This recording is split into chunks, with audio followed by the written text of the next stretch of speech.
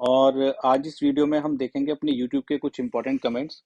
अच्छा, वीडियो शुरू करने से पहले मैं आपको बताना चाहता हूँ कि हमारा एक फेसबुक ग्रुप है नीट यूजी गुरु के नाम से। आप लोग चाहें तो उस पेज को ज्वाइन कर सकते हैं for latest NCERT based MCQs. और आजकल हम लोग इस ग्रुप पे जो प्रीवियस ईयर्स के जो नीट के जो एमसीक्यूज हैं वो भी डालते रहते हैं, तो आपका एक रिवीजन भी इसके माध्यम से हो सकता है। तो देखिए, पहला ही क्वेश्चन है कि इन्होंने पूछा कि सर मैं क्लास 12th में पढ़ता हूँ, तो क्या मैं नीट यूजी एग्जाम दे सकता हूँ 2024 में। मेरी एज 17 साल हो गई है, बट डॉक्यूमेंट पे डेट ऑफ बर्थ 1/12/2007 है, तो क्या मैं नीट दे सकता हूँ। तो इनका बोलना है कि ये 12th क्लास में है और इनकी जो डॉक्यूमेंट पे जो डेट ऑफ बर्थ लिखी है वो 1/12/2007 लिखी हुई है। तो देखिए, पहले तो मैं एक बात सभी बच्चों को बता देना चाहता हूँ कि अगर आपको नीट से रिलेटेड कोई भी डाउट हो ना, तो आप सीधा गूगल पे टाइप कीजिए नीट यूजी 2024। वहां पे वेबसाइट खुल के आ जाएगी और उस वेबसाइट पे जो इन्फॉर्मेशन बुलेटिन दे रखा है नीट का, जो कि हिंदी और इंग्लिश दोनों ही भाषाओं में दे रखा है, आप उसको वहां से डाउनलोड कीजिए और उसको एक बार पढ़ लीजिए। उसमें सारे के सारे आपके डाउट क्लियर हो जाएंगे कि क्या आप कर सकते हैं, क्या आप नहीं कर सकते। तो ये स्क्रीनशॉट मैंने उसी इंफॉर्मेशन बुलेटिन से लिया है, और इसमें साफ साफ लिखा हुआ है कि ऐसे लोग जिनका जन्म ऑन और बिफोर 31 दिसंबर 2007 से पहले हुआ है, वो लोग नीट के लिए एलिजिबल हैं। तो जैसा इन्होंने पूछा कि इनका डेट ऑफ बर्थ है 1/12/2007, तो ये भी नीट के लिए एलिजिबल होंगे, आप आराम से एग्जाम दे सकते हैं। नेक्स्ट क्वेश्चन है, सर आप नीट के एग्जाम हिंदी मीडियम से दिया था। तो देखिए, मेरे समय में जब मैंने एग्जाम दिया था, तो उस समय क्या था कि मैं तो पहले से भी, मतलब मैं 10th 11th 12th में भी इंग्लिश को लेके थोड़ा पहले से ही जागरूक था, तो इंग्लिश में पहले भी पढ़ता रहता था। पर मैंने क्या किया था, क्योंकि मैंने बीएससी ज्वाइन कर रखी थी जब मैं नीट की तैयारी करता था, तो मैंने बीएससी में भी एडमिशन ले लिया था, तो मेरी इंग्लिश उतनी वीक नहीं थी, मैं इंग्लिश की किताबें पढ़ता रहता था। पर हाँ, हमारे टाइम में क्या होता था कि हमारे टाइम में जो एग्जाम था, अब जैसे आपका तो मुझे नहीं पता, पर उस टाइम जो एग्जाम था, अगर आप हिंदी मीडियम टिक करते हैं तो पेपर आपका हिंदी इंग्लिश दोनों में आता था। तो मैं हमेशा हिंदी मीडियम ही टिक करता था, तो पेपर मुझे इंग्लिश में भी मिल जाता था। तो वहां से मैं उसके जो है कि, पर मैं फिर भी, मैं जो पहले एमसीक्यूज हैं उनको मैं इंग्लिश में ही पढ़ता था, क्योंकि मेरी जो एक आदत हो चुकी थी इंग्लिश में तैयारी करने की। बेसिकली मैंने जितने एमसीक्यूज की जो तैयारी की थी वो मैंने इंग्लिश की बुक से ही की थी, तो मुझे उतनी ज्यादा दिक्कत होती नहीं थी। तो मैंने तो तैयारी जो है बेसिकली इंग्लिश और हिंदी मिला के की थी। जहां मुझे इंग्लिश की किताब समझ में नहीं आती थी, मैं हिंदी की किताब से उसको पढ़ लेता था। बट मेरी जो पर्सनल राय रहेगी कि अगर कोई हिंदी मीडियम का बच्चा है और अगर उसके पास हिंदी मीडियम से सारे ऑब्जेक्टिव और बुक्स अवेलेबल हैं, तो बेटर है आप हिंदी मीडियम में ही तैयारी कीजिए, क्योंकि हिंदी में तैयारी करना आसान होता है। अगर आप हिंदी से तुरंत इंग्लिश में जंप करेंगे ना, तो आपको दिक्कत आ जाएगी, काफी टाइम लग जाएगा चीजों को समझने में। तो इसमें कोई भी डाउट नहीं है कि जिसका 11th 12th का आपका जो मीडियम रहा है, चाहे हिंदी है तो हिंदी में कीजिए, इंग्लिश है तो इंग्लिश में कीजिए। बट तुरंत से मीडियम चेंज करना बड़ा दिक्कत वाला काम हो जाता है। तो हिंदी और इंग्लिश ये डिपेंड करता है कि आपने किस माध्यम में अपना इंटरमीडिएट पास किया है। सर क्या आप बिहार से हो? नहीं, मैं बिहार से तो नहीं हूँ, पर मैंने नालंदा मेडिकल कॉलेज है बिहार में, अगमकुआं में, वहां से मैंने अपना पोस्ट ग्रेजुएशन किया है। और मैंने बिहार में सासाराम, मुजफ्फरपुर, पटना, काफी जगह पे काम किया है। लगभग 5 से 6 साल मेरे बिहार में निकले हैं। Is PCMB too tough to carry on? My son is interested for NEET, but I think it is good to have maths also as a backup plan for future, and also it will help him in physics. But both maths and bio are heavy subject. Will it be too much pressure? तो देखिए, इनका बोलना है कि भाई इनका जो बेटा है वो वो नीट की तैयारी करना चाहता है, और ये चाहते हैं कि 12th में उसे फिजिक्स, केमिस्ट्री, मैथ्स और बायोलॉजी चारों सब्जेक्ट दिला दें, क्योंकि जो सीबीएसई बोर्ड जो होता है उसमें आप चारों सब्जेक्ट ले सकते हैं। तो बट इनको ये लग रहा है कि क्या ये सब्जेक्ट ज़्यादा हैवी हो जाएंगे और बच्चे को दिक्कत आएगी। तो देखिए, मेरा मानना तो ये है कि मैंने तो बहुत ज़्यादा स्टूडेंट्स देखे हैं जो कि सीबीएसई बोर्ड से पढ़ते हैं और जो ये चारों सब्जेक्ट के साथ तैयारी करते हैं, और कोई बहुत ज्यादा दिक्कत का सामना उन्हें करना नहीं पड़ता है। तो जो बच्चे इन चारों सब्जेक्ट को लेते हैं वो सेफर साइड तो रहते ही हैं। कभी कभी फॉर एग्जांपल, जैसे मुझे बहुत सारे बच्चे बोलते हैं कि सर हमारे पास मैथ्स है, पर हमने मैथ्स से इंटरमीडिएट किया, पर हम डॉक्टर बनना चाहते हैं। भाई वो तो बन ही नहीं सकता है। और जिसने बायोलॉजी ले ली वो इंजीनियर नहीं बन सकता है। बट अगर आपने चारों सब्जेक्ट लिए तो आपके पास एक चांस तो रहता है कि आप किधर भी जा सकते हो। तो अगर आपका तो और ये इतना भी टफ नहीं पड़ता है मेरे हिसाब से जितना कि लोग सोचते हैं। तो अगर बेटर है, अगर आप चारों सब्जेक्ट के साथ अगर इंटरमीडिएट कर लें तो बहुत ही अच्छा रहता है, और काफी बच्चे कर भी रहे हैं आजकल। तो मुझे नहीं लगता है कोई बहुत बड़ा इशू है।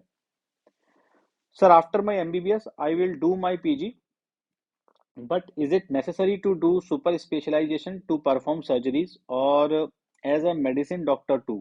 Can a MS और MD doctor earn good money without super specialization? तो देखिए, ऐसा कुछ नहीं है। विदाउट सुपर स्पेशलाइजेशन की भी आप ठीक ठाक पैसा कमा ही लेंगे। ऐसा कुछ नहीं है कि पैसे कमाने में बहुत दिक्कत आ जाएगी आपके। अभी भी जैसे मैं दिल्ली में काम करता हूँ मैक्स हॉस्पिटल में, तो अब ऐसे तो वहाँ सारे सुपर स्पेशलाइज्ड डॉक्टर भी हैं, बट फिर भी हमें एमडी मेडिसिन चाहिए ही होता है। एमडी मेडिसिन को हम बुलाते हैं जब हम, क्योंकि डायबिटीज, हाइपरटेंशन, बहुत सारी चीजें हैं, तो एमडी मेडिसिन तो आपको चाहिए ही चाहिए। ऐसी हमें एमएस जनरल सर्जरी भी चाहिए।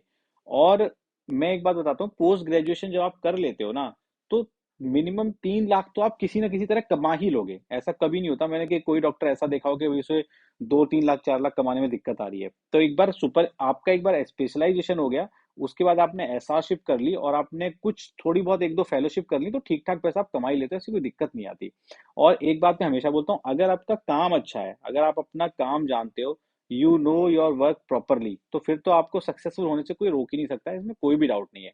हाँ, कभी कभी ये होता है कि आपको मन चाहा प्लेस नहीं मिल पाएगा। कभी कभी हो सकता है कि आपको मन करे कि आपको दिल्ली में सेटल करना है, पर सेटल करना पड़े आपको मेरठ में, सेटल करना पड़े आपको अलीगढ़ में, ऐसा हो सकता है। बट ये कभी नहीं होगा कि आप पैसा कमा ही नहीं पाओगे।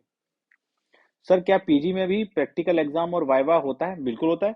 देखिए, प्रैक्टिकल और जो वाइवा होता है, ये तो जैसे ही आप मेडिकल साइंस में घुस जाओगे ना, जब भी एग्जाम होगी, ये दोनों चीज होगी। आपको पहले तो रिटन थ्योरी का एग्जाम देना पड़ेगा, और उसके बाद प्रैक्टिकल और वाइवा भी देना पड़ेगा। ये हमेशा होता है, चाहे एमबीबीएस हो, चाहे मास्टर्स हो, चाहे सुपर स्पेशलाइजेशन हो। तो ये तो आपको हमेशा ही देना होगा। और इससे ना घबराना नहीं है। एक बार मेडिकल में चले जाते हैं ना, तो सब चीज की आदत पड़ जाती है, कोई दिक्कत नहीं होती है। ना ही, अगर कुछ बच्चे सोचते हैं हमें तो इंग्लिश नहीं आती, हम कैसे करेंगे, पर मैंने देखा है कोई भी बच्चा जो गांव गांव देहात से भी आया है, जिसने की एमबीबीएस निकाली है, वो आराम से एमबीबीएस पास कर ही लेते हैं। लगभग 99.999% बच्चे पास कर लेते हैं, और वाइवा प्रैक्टिकल एग्जाम सब दे लेते हैं, कोई दिक्कत नहीं आती है। Surgical oncology and neuro surgeon as a career, please make a detail video. देखिए, न्यूरो सर्जन तो जो है, मैं कोशिश करूंगा कि बनाऊं, क्योंकि मेरे कुछ क्लोज फ्रेंड्स हैं जो कि न्यूरो सर्जरी कर रहे हैं। बट मेरा कोई क्लोज फ्रेंड नहीं है जो सर्जिकल ऑन्कोलॉजी कर रहा हो, पर मैं ट्राई करता हूँ किसी से मिलने का और इसके बारे में इंफॉर्मेशन आपको देने का। सर, मेरा एक क्वेश्चन है, एम्स और स्टेट मेडिकल कॉलेज में क्या अंतर है, और क्या एम्स से एमबीबीएस करने की पढ़ाई कठिन होती है? देखिए, एम्स जो होता है, एम्स जो इंस्टीट्यूट होता है ना, वो सेंट्रल गवर्नमेंट के अंदर आता है। तो एक बात तो माननी पड़ेगी, मैं भी मानता हूँ कि जब जब भी आप कंपेयर करेंगे एम्स को स्टेट मेडिकल कॉलेज के साथ साथ, तो वो ज्यादातर हर चीज में बेटर होता है एम्स। चाहे उसका इंफ्रास्ट्रक्चर बोल लो, चाहे उसकी फैसिलिटीज बोल लो, चाहे वहाँ पे लैब्स, कोई भी चीज हो, कोई भी फैसिलिटी हो, वो एम्स में हमेशा बेटर होता है, क्योंकि वो सेंट्रल गवर्नमेंट का इंस्टीट्यूट होता है। तो कभी भी अगर आपको एम्स और स्टेट मेडिकल कॉलेज में अगर चॉइस करनी हो, तो हमेशा ज्यादातर लोग एम्स ही देखते हैं। हाँ, वो बात अलग है, कुछ जो नए एम्स बने हैं, जैसे सपोज करो, बोले कि भाई यूपी में आपको एडमिशन लेना है, तो आप गोरखपुर के पास जो एम्स है उसमें लोगे, या फिर आप क्या बोलते हैं केजीएमसी में लोगे। तो अगर कभी कभी बच्चे होते हैं केजीएमसी उठा लेते हैं कि वो बहुत बड़ा ब्रांड है, पुराना कॉलेज है। बट जैसे जैसे एम्स अब आते जा रहे हैं, और जो पुराने जो जो नए एम्स से धीरे धीरे पुराने हो जाएंगे, तो उसमें ऑब्वियसली बच्चे एम्स को प्रेफर करेंगे, इसमें कोई डाउट नहीं है। एक और बात होती है कि अगर आप एम्स से, अभी तो मुझे कंफर्म करना पड़ेगा, मैं श्योर हूँ कि नहीं, मैं पहले क्या, अगर आपने एम्स से अंडर ग्रेजुएशन किया है, मतलब अगर आपने एम्स से एमबीबीएस किया है, तो एम्स की जो पीजी सीट्स हैं उसमें 50% कोटा होता है एम्स से एमबीबीएस करने वालों का। तो थोड़ा पीजी मिलने में भी उनको थोड़ी आसानी तो हो ही जाती है। और दूसरा ये तो आप बिल्कुल भूल जाइए कि एम्स में या स्टेट मेडिकल कॉलेज में पढ़ाई में कोई दिक्कत आएगी कि आप एम्स की पढ़ाई ज्यादा कठिन है, ऐसा कुछ नहीं है। स्टेट मेडिकल कॉलेज हो, एम्स हो, पढ़ाई सब जगह बराबरी करनी होती है, ऐसा कुछ नहीं है। कहीं कहीं हो सकता है कि भाई थोड़ा स्ट्रिक्टनेस थोड़ी ज्यादा हो, बट 19-20 का ही फर्क रहेगा। पढ़ाई तो हमेशा आपको ज्यादा करनी पड़ेगी, चाहे स्टेट मेडिकल कॉलेज हो, चाहे एम्स हो। सर, एक बच्ची है 10th में, होम साइंस से पढ़ाई है, 11 और 12 साइंस साइड से पढ़ी है, क्या नीट के एग्जाम दे सकती है? बिल्कुल, इससे तो कोई फर्क ही नहीं है। नीट का तो क्राइटेरिया ये है कि आपने 11th और 12th, आपके पास में आपको फिजिक्स, केमिस्ट्री और बायोलॉजी ये होने चाहिए।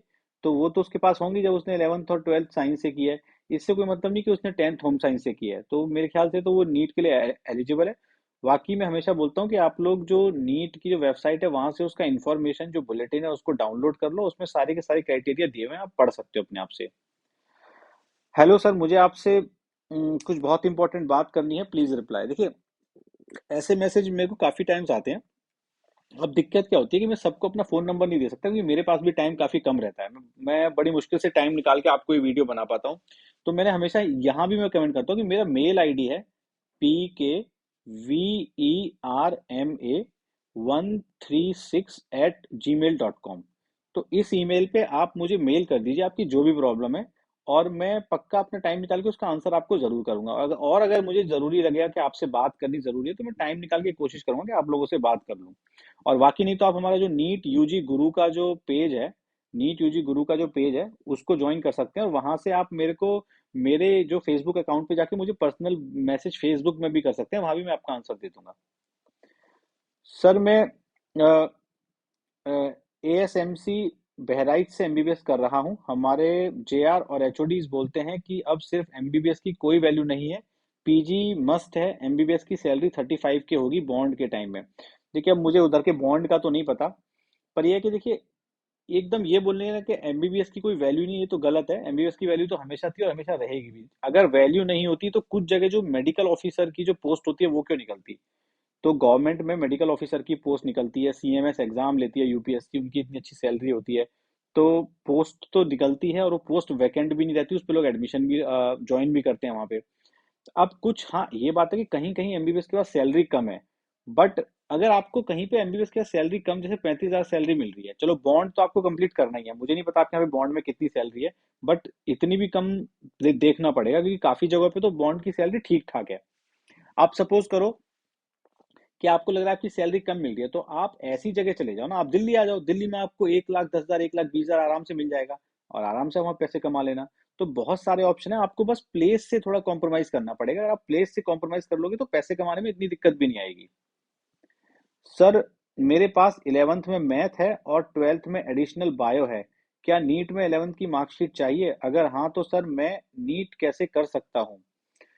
यार देखो, ये तो आप ना एक बार प्रोस्पेक्टस पढ़ लो, क्योंकि तो ये तो जो इन्फॉर्मेशन बुलेटिन है ना, आप, या उसको हम लोग प्रोस्पेक्टस भी बोलते हैं, उसको एक बार डिटेल में पढ़ो जाके। वो हिंदी और इंग्लिश दोनों भाषाओं में है, और वहां से एक बार कंफर्म करो, कि मुझे भी ये कंफर्म करना पड़ेगा। अब जैसे मैंने तो यूपी बोर्ड से किया था, तो हमारी तो एक ही मार्कशीट बन के आती है इंटरमीडिएट की, तो वही दिखानी होती है।